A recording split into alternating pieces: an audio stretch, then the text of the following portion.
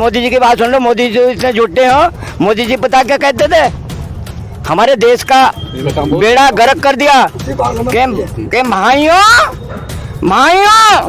बहनों मित्रों, मैं देश को बिकन नहीं देने का हूँ। भाइयों बहनों, मैं काला धन लाऊंगा। भाइयों बहनों, मैं देश को बर्बाद करूंगा। तुम्हारा देश आज बर्बाद कर दिया, रेल भेज दी, पेमेंट दिवाया नहीं अभी तक, हमारे 5 महीने हो गए और मोदी जी ने कह रहे हैं ये खालिस्तानी है, इनका चोपड़ा 24 में साफ हो जाएगा। 1971 की लड़ाई लड़ी हमने और बांग्लादेश को जन्म दिया। 93,000 फौज को हमने अंडर अरेस्ट किया अपने, और हम सब कुछ कर सकते थे, लेकिन ये तो सिर्फ एक बोलना जानते हैं और ये कुछ नहीं जानते। हमें पीड़ा देते हैं ये लोग। हम वहाँ इतनी बर्फ में रह के देश की सेवा करिए और आज ये हमें उग्रवादी कह रहे हैं। और आदत ही ऐसी झगड़ा फसाद करवाने का, इनके बारे में कहा कह जाए। अरे ये अब यहाँ से आगे भी इनको ज़रूरत पड़ेगी, गांवों में भी वोट मांगने जाएंगे, किसान इनको सबक सिखा देगा। जब ये ऐसी बात करते हैं तो ये आतंकवादी आपको को गांवों में नहीं घुसने देंगे, ये समझने। 1965 की लड़ाई लड़ी हुई है, हमारे पास ये सबूत है, मेडल है। देखो लड़ाई में लड़े हुए, पाकिस्तान के साथ लड़ते रहे, कितनी देर पाकिस्तान के साथ लड़ते रहे, अब जवानों के साथ लड़ रहे हैं। 75-77 साल की हमारी उम्र हो चुकी है। अब ये गाजियापुर बॉर्डर पर खड़े हैं जवान किसान मजदूर के साथ। नमस्कार, मैं हूँ राजेश हिंदुस्तानी। इस वक्त मैं मौजूद हूँ दिल्ली गाजीपुर बॉर्डर पर। किसान आंदोलन को आज 110 दिन हो चुके हैं और लगातार किसान यहाँ पर से टस से मस नहीं हो रहे हैं। आज उन्नाव से सांसद साक्षी महाराज ने फिर एक बड़ा बयान दिया और किसानों पर प्रहार किया। उन्होंने कहा कि ये किसान नहीं, ये दलाल हैं, ये आतंकी हैं, ये खालिस्तानी हैं। इससे पहले भी कई मंत्री ये बयान दे चुके हैं और प्रधानमंत्री जी एक तरफ कहते हैं कि पवित्र आंदोलन है, तो आप समझिए कि एक तरफ तो कई ऐसे नेता हैं जो लगातार आतंकी, खालिस्तानी, नक्सलवादी ऐसे बयान दे चुके हैं। वहीं मैं आपको दूसरी तरफ जो नरेंद्र सिंह तोमर ने राकेश टिकैत पर हमला बोला और उन्होंने कहा है कि पहले वो अपना घर संभाल लें, फिर दुनिया की ठेकेदारी करें। और वहीं सत्यपाल मलिक जो मेघालय के हैं, उन्होंने कहा है कि इस किसान आंदोलन जो इतने दिन से चल रहा है, किसानों की बात माननी चाहिए और तीनों बिल को रद्द करना चाहिए और MSP पर कानून बनाना चाहिए। तो ये तमाम जो लेटेस्ट खबरें हैं किसान आंदोलन को लेकर के, और मैं गाजीपुर बॉर्डर पर मौजूद हूँ और किसानों से ही सीधा बातचीत करूँगा। यहाँ पर मेरे साथ कुछ किसान भी मौजूद हैं और मेरे साथ मैं आपको एक चीज़ और बता दूँ कि यहाँ पर ऐसे किसान हैं जिनको लगातार खालिस्तानी कहा जा रहा है और आतंकी। यहाँ पर 1965 की जंग में जो किसान लड़ाई लड़के आए हैं उनसे भी बातचीत करवाऊंगा मैं आपकी। क्या नाम है सर आपका? देसा सिंह। कहाँ से आए हैं आप? डिस्ट्रिक्ट पीलीभीत मझोला। साक्षी महाराज ने जो आज बयान दिया है, खालिस्तानी, आतंकी, दलाल, ऐसे पहले भी कई मंत्री दे चुके हैं, क्या कहेंगे आप? अब उसके कहने से थोड़ा, हमने 1965 की लड़ाई लड़ी हुई है, हमारे पास ये सबूत है, मेडल है। देखो लड़ाई में लड़े हुए, पाकिस्तान के साथ लड़ते रहे, कितनी देर पाकिस्तान के साथ लड़ते रहे, अब जवानों के साथ लड़ रहे हैं। 75-77 साल की हमारी उम्र हो चुकी है। अब ये गाजियापुर बॉर्डर पर खड़े हैं जवान किसान मजदूर के साथ, और सैकड़े जवान, कितने हज़ारों लाखों की तादाद में ये जवान यहाँ खड़े हुए हैं। ये काश्तकार हैं, तो काश्तकार जो है रीढ़ की हड्डी होती है, जिस धरती का सीना चीर के अन्न पैदा करता है और जिस पूरे देश को सप्लाई होता है। और ये खालिस्तानी ऐसी बातें बोलना बड़ी पद्दी बात है, शर्म की बात है। तो आप समझिए कि सरकार को थोड़ी सी शर्म आनी चाहिए। जो इनके ऐसे मंत्री लगातार बयान दे रहे हैं, प्रधानमंत्री जी को उन पर रोक लगानी चाहिए, लेकिन ये मंत्री लगातार आतंकवादी, नक्सलवादी, खालिस्तानी इस तरीके के बयान देना। आप यहाँ पर देखिए 1965 की जंग में जो लड़के आए हैं वो यहाँ पे मेडल तक दिखा रहे हैं, उनको शर्म नहीं आ रही कि लगातार ऐसे बयान उनकी तरफ से दिए जा रहे हैं। तो आप समझिए कि किसान आंदोलन में इतने बुजुर्ग हैं जो ठंड में भी उन्होंने काट ली और गर्मी में भी अपनी हक की लड़ाई के लिए खड़े हैं। और भी कुछ किसान हैं जिनसे मैं बातचीत करता हूँ। क्या नाम है सर आपका? मेरा राकेश मलिक है, बिजनौर से हूँ, उत्तर प्रदेश। साक्षी महाराज जी का आज का बयान सुना आपने? भाई सुना, हाँ। क्या कहेंगे उस पर? ये कहेंगे, ये हमारी सुन लो बीजेपी के, ये हमारी सुन ले महागुंडे हैं और 22 में चुनाव आ रहा है। इन्हें साक्षी महाराज जी को भी और योगी जी को भी सबक सिखाएंगे। ये जो हमें बदनाम कर रहे हैं कि किसान रास्ता रोक रहे हैं, 22 में जो इनके आगे हम रस्से बांध देंगे। जब गांव में जाएंगे ना, जब दिखाएंगे कि खालिस्तानी कैसे हो। मैं बिजनौर से एरिया प्रूफ मेरे पास, ये एरिया ये देखेगा। प्रूफ दिखाने की क्या जरूरत है बिजनौर से? कह रहे हैं खालिस्तानी हम लोग, हम किसानों को, हाँ किसानों को जो खालिस्तानी बता रहे हैं ये एरिया प्रूफ है जी ना। और मोदी जी की बात सुन लो, मोदी जी इतने झूठे हो। मोदी जी पता क्या कहते थे, हमारे देश का बेड़ा गर्क कर दिया कि भाइयों बहनों मित्रों, मैं देश को बिकन नहीं देने का हूँ। भाइयों बहनों, मैं काला धन लाऊंगा। भाइयों बहनों, मैं देश को बर्बाद करूंगा। तुम्हारा देश आज बर्बाद कर दिया, रेल भेज दी, पेमेंट दिवाया नहीं अभी तक, हमारे 5 महीने हो गए। और मोदी जी ने कह रहे हैं ये खालिस्तानी है, इनका चोपड़ा 24 में साफ हो जाएगा। हाँ, और भी कुछ यहाँ पर किसान है। क्या नाम है सर आपका? मेरा नाम किशन नंबरदार है, मैं मथुरा का रहने वाला हूँ। एक तरफ साक्षी महाराज जी फिर से वही बात दोहरा रहे जो इससे पहले कई इनके मंत्री दोहरा चुके हैं, और दूसरी तरफ जो बागपत से आते हैं और मेघालय के राज्यपाल हैं वो किसानों का समर्थन कर रहे हैं। वो कह रहे हैं एमएसपी पर कानून बनना चाहिए और जो किसान चाहते हैं पूरे बिल के अंदर उनकी बातों को मानना चाहिए। तो क्या कहेंगे आप? साक्षी जी महाराज पहले एक बार मथुरा से भी चुनाव लड़े और सांसद रहे, दोबारा जिन कहाँ से लड़े अब उन्नाव से लड़े। मैंने उस दिन जिस दिन ये वोट मांगने गए, मैंने टीवी पर देखा ये क्या कह रहे थे किसानों से, एक भाई जब महात्मा किसी के दरवाजे पर आता है और उसको भीख नहीं डाली जाती तो वो शराब दे जाता है। तो और मैं आपके दरवाजे पर वोट मांगने आया हूँ, भाई मुझे वोट मिले। तो आज साक्षी जी महाराज ये देख ले, तू तो महात्मा है और ये किसान है। किसान की एक दिना की तपस्या के बराबर महात्मा की 12 साल की तपस्या बराबर होती है। किसान वो ताकत है जो सबका पेट भरता है। ये असली भोले शंकर है, ये आप नहीं खाता दूसरे को खिलाता है। तू साक्षी जी महाराज उस बात को भूल गया जिस दिन हमारे देश के 44 जवान शहीद हुए कारगिल, ये जो उसमें पुलवामा में, उस दिन भाई किसी भाई ने टीवी पर फोटो देखा हो साक्षी जी महाराज का, इसके अंदर मुस्कुरान थी, इसे ये पता नहीं था एक देश की आज वो पीड़ा, चूल्हे नहीं सिल गए देश के उस दिन। और ये वो गुंडे हैं, इनको कितना भी आदमी मर जाए, कुछ भी हो जाए, पर कुर्सी बची रहे, इनको परवाह नहीं। जब से ये बीजेपी आई है, देश आज़ाद हुआ है, उतने आदमी पहले से अब तक नहीं मरे जो इन्होंने 7 साल में हमारे जवानों को मरवा दिया है। और देश पर वो आपत्ति पैदा की है, कभी लेन में लगना, कभी मजदूरों का बेचारों का पैदल जाना, उनके पामों में छाले पड़ जाना। आज किसान यहाँ सड़कों पर पड़ा है, 3 महीने से ज़्यादा हो गए। इनको ये नहीं सूझ रही, एक हम इनकी समस्या सुने, इनसे बतराएं। हमारे 300 के करीब किसान शहीद हो गए यहाँ बॉर्डरों पर, ये एक शब्द ये नहीं निकाल सके एक भाई हम पे गलती हो गई, हम इस बात की माफ़ी मांगते हैं और आपकी बात को पूरा करेंगे भाई जिस उससे आए हैं आप। ये तो इनके भीतर है नहीं, और जरे पर नमक छिड़के इनको तो सबको गुंडाओं को बांट दिया है। गिरिराज है एक वहाँ का बिहार का, उसने क्या कहा, जो कोई अधिकारी आपके काम को नहीं करे उसमें बांस दो। इनकी तो आदत ही ऐसी है झगड़ा फसाद करवाने का, इनके बारे में कहा कह जाए। अरे ये अब यहाँ से आगे भी इनको ज़रूरत पड़ेगी, गांवों में भी वोट मांगने जाएंगे, किसान इनको सबक सिखा देगा।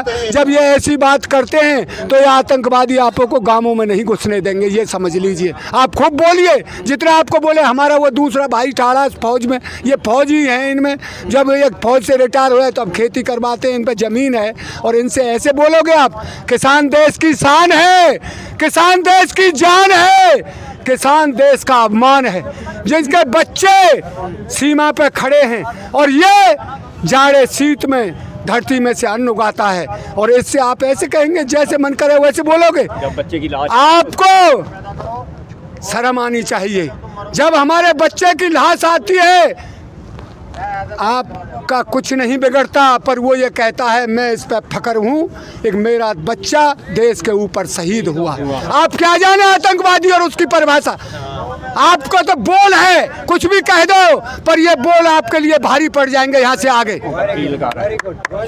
हम यहाँ आए हैं, अरे यहाँ तो एक उठाने का काम कर दिया हमने, तो 2 सड़कों पर बैठे थे और अपनी मांग लेकर आए। ये मांग आज की नहीं है, हम 70-75 साल देश को आज़ाद हुए हो गए, हमको अपनी फसल का दाम नहीं मिलता, हमको बर्बाद करके पटक दिया है, हम अपने बच्चों को पढ़ा नहीं सकते, अपने घर जो बने पड़े हैं पुराने छोटे मोटे वो उनको लिस्मा पुतवा नहीं सकते, पैसा है नहीं हमारे पास। क्यों? जितनी लागत लग रही है उसका दाम नहीं निकलता, दवाई का दाम बढ़ गया और बीज का दाम बढ़ गया और डीजल का दाम बढ़ गया और सब मोबाइल का दाम बढ़ गया, गन्ना का पेमेंट नहीं मिलता। इनको शर्म नहीं आती? जो योगी जी महाराज गंगा जल लेकर हाथ में ये कह गए थे 14 दिन में पेमेंट होगा, अगर 14 दिन में पेमेंट ना हो तो ब्याज सहित मिलेगा। ये बच्चों को क्या खिलाए? आप तो ऐश मौज भुगत रहे हैं, आप तो MLA बन गए, मंत्री बन गए, मुख्यमंत्री बन गए, MP बन गए। अरे इन किसानों की पीड़ा को समझिए, ये पीड़ा लेके आए हैं यहाँ, वैसे ही नहीं आ बैठे। कांग्रेस से हमारी क्या दुश्मनी थी? इस बात पर ही तो दुश्मनी थी कि हमारे फसल का दाम नहीं मिलता पूरा। आपको बनाया, आपने कहा था मैं लोकपाल विधेयक लाऊंगा और आपकी फसल का, आज वो कहाँ दुबक गए अन्ना हजारे? किस मूसे का भट्टी में दुबक गए अन्ना हजारे, जो उंगली करके कहता था मैं आपको लोकपाल विधेयक दबाऊंगा, फलाना काम करूंगा। आज वो एक संत वो है जो सेठ बन गया है, क्या नाम है उसका, जो दवाई बेचता है और वो करता है, रामदेव बाबा। वो भी आंदोलन किया था, आज किसानों के साथ क्यों नहीं आते? एक भाई इनको ये काम पूरा क्यों नहीं हुआ? इन्हें तो बढ़ा लिया अरब खरबों की संपत्ति, 100 एकड़ जमीन तो रामदेव बाबा ने हमारे पास ही सोंद में लिया हरियाणा में। ये तो सेठ बन गए, बड़े बड़े व्यापार चल गए, किसानों की पीड़ा को इनको पता नहीं। ये दर्द है किसानों का, ये मोदी की मन की बात नहीं है, ये किसानों की आत्मा बोल रही है। और आत्मा जब जग जाती है वो रुकती नहीं किसी के बाप पर भी। आत्मा जग गई है और मोदी पत्ता साफ होगा। और तू जो कहता था नहीं मैं झोला लेके चला जाऊंगा, झोला भी किसान वो है, तेरा झोला चेक कर लेंगे। और भी कुछ किसान हैं, उनसे बातचीत करते हैं। क्या कहेंगे आज साक्षी महाराज ने जो बोला है? साक्षी महाराज को जैसे आसाराम जी, रामपाल, ये राम रहीम जी, ऐसे ऐसे संत जो हैं जेल में हैं, इसी तरह से इसे भी जेल में ही जाना पड़ेगा। क्या दिन की सरकार है इनकी, इसके बाद इसमें जेल में जाना पड़ेगा। उसके बाद ये बीजेपी वाले कांग्रेस टाइम में कोई सी भी पार्टी रही उसमें कहते थे स्वामीनाथन रिपोर्ट लागू की जाए, स्वामीनाथन रिपोर्ट लागू की जाए। स्वामीनाथन रिपोर्ट की ये जब मांग कर रहे थे उसके विपक्ष में बोल रहे थे। आज ये सरकार में इन्होंने स्वामीनाथन रिपोर्ट को ताक में रख के अडानी अंबानी जैसे साहूकारों के लिए एक 3 कानून बनाए। क्या नाम है पाजी आपका? मेरा नाम गुलजार सिंह जी, कहाँ से हैं आप? मैं डिस्ट्रिक्ट हरिद्वार। साक्षी महाराज ने जो आज बयान दिया है उसको आपने सुना? जी। क्या कहेंगे और उस पर? क्या कहें, वो तो बार बार ऐसा ही बोलते हैं। एक तरफ हमें अन्नदाता कह के डंडा मारते हैं, एक तरफ अन्नदाता कहते हैं कि ये रोटी देते हैं, दूसरी तरफ डंडा मार देते हैं। लेकिन उन्हें ये नहीं पता कि हमारे भाइयों के टाइगर हिल, कैलाश पर्वत, जोगिंदर सूबेदार जोगिंदर सिंह, मैं वहाँ ड्यूटी करके आया हूँ। इतने लंबे बाल पड़े हैं वहाँ। आर्मी से रिटायर हैं? हाँ जी, आर्मी से रिटायर हूँ। लेकिन ये आज हमें उग्रवादी क्यों नहीं समझ पा रहे? आपको खालिस्तानी क्यों कह रहे हैं? आप तो आर्मी से रिटायर, जिसने देश की सेवा करी। 1971 की लड़ाई लड़ी हमने और बांग्लादेश को जन्म दिया। 93,000 फौज को हमने अंडर अरेस्ट किया अपने, और हम सब कुछ कर सकते थे। लेकिन ये तो सिर्फ एक बोलना जानते हैं और ये कुछ नहीं जानते। हमें पीड़ा देते हैं ये लोग। हम वहाँ जितनी बर्फ़ में रह कर देश की सेवा करिए और आज ये हमें उग्रवादी कह रहे हैं। और कमाल की बात तो यह, एक तरफ अन्नदाता कहते हैं, दूसरी तरफ डंडा मारते हैं। तो क्या हमारी इतनी बड़ी बेइज्जती यही करेंगे? और ये तो साक्षी महाराज तो पता नहीं क्या क्या बोलते हैं, मैंने बहुत बार सुन चुका हूँ इनको मैं। तो आप इस पीड़ा को समझिए जो यहाँ किसान बैठे हुए हैं 75-80 साल के बुजुर्ग हैं और सेना में भी अपनी सेवा दे के आ चुके हैं। मुझे 1965 की लड़ाई में जो जंग लड़ी थी पाकिस्तान से, उसमें भी यहाँ पर मेरे को कुछ बुजुर्ग किसान मिले जो सेना में थे, और 1971 में जो बांग्लादेश के 2 टुकड़े कर दिए थे उसमें भी जंग लड़के आ चुके हैं। तो ऐसे मेरे को यहाँ पर सेना में सेवा दे चुके किसान मिले। तो आप सोचिए, इनके दर्द को समझिए कि इनको खालिस्तानी, आतंकी, दलाल, नक्सलवादी न जाने कैसे कैसे शब्द कहे गए। और यहाँ पर जब मैं बात करता हूँ, आज मेरे को यहाँ पे जो पूर्व रिटायर जो सैनिक हैं वो मिले। अब समझिए कि उनका दर्द आप सबने सुना, वो किस प्रकार से अपनी पीड़ा को यहाँ पे साझा कर रहे हैं, लोगों को समझाने की कोशिश कर रहे हैं। लेकिन सरकार को समझ नहीं आ रहा। सरकार को अगर इतना ही लग रहा है कि यहाँ पे आतंकवादी हैं, नक्सलवादी हैं, खालिस्तानी हैं, तो क्यों नहीं यहाँ पे NIA भेजती, क्यों नहीं CBI भेजती कि यहाँ पर आकर जाँच करे और जो खालिस्तानी हैं, जो आतंकवादी हैं, उनको यहाँ से उठा लेकर जाए। मैं पिछले 3.5 महीने से किसान आंदोलन में आया और यहाँ पर मुझे ना कोई आतंकवादी दिखा, ना कोई खालिस्तानी दिखा। या सरकार को नहीं दिखाई दे रहा, या प्रधानमंत्री जी को नहीं दिखाई दे रहा? प्रधानमंत्री जी और पूरा BJP कुनवा बंगाल में व्यस्त है, लेकिन जो यहाँ पर बैठे हुए शांतिपूर्वक धरना प्रदर्शन कर रहे हैं उनको लेकर के लगातार ऐसे बयान दिए जा रहे हैं। लेकिन प्रधानमंत्री जी इस पर ना अपने मंत्रियों से माफ़ी मांगने को कहते हैं, ना खुद माफ़ी मांगते हैं। तो सरकार को समझ आना चाहिए कि यह अन्नदाता अब पीछे नहीं हटने वाला। जिस प्रकार से अन्नदाता पे लगातार प्रहार हुए हैं और आज साक्षी महाराज ने फिर इतने बड़ा जो प्रहार किया, उसको लेकर के कहीं ना कहीं सरकार के ऊपर एक चोट पहुंचेगी। और ये अन्नदाता फिर यही कह रहे हैं कि अगर इस बार सरकार ने तीनों कानून पीछे नहीं हटी तो हम सरकार को सत्ता से उखाड़ फेंकेंगे, क्योंकि इस देश का युवा और किसान ने ही इस सरकार को सत्ता में बैठाया और सत्ता से उखाड़ फेंकने का काम 2024 में करेंगे।